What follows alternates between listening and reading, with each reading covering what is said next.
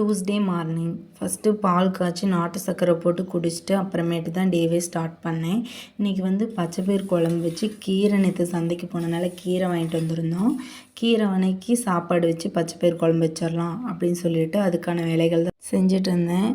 சிம்பிளாக பச்சைப்பயிறு குழம்பு எப்படி வைக்கலான்னு சொல்கிறேன் பாருங்கள். பச்சைப்பயிரை நல்லா வறுத்து ஆறின விட்டு ஒரு 3 தடவை கழுவி எடுத்துக்கோங்க. அப்புறம் தண்ணி தேவையான அளவுக்கு ஊற்றிட்டு தக்காளி மீடியம் சைஸில் 2 தக்காளி போட்டு சின்ன வெங்காயம், பூண்டு, புளி, உப்பு, மஞ்சத்தூள், மிளகாத்தூள், அப்புறம் வரமிளகா, பச்சை மிளகா போட்டுக்கோங்க. ரொம்பவுமே சூப்பராக இருக்கும்.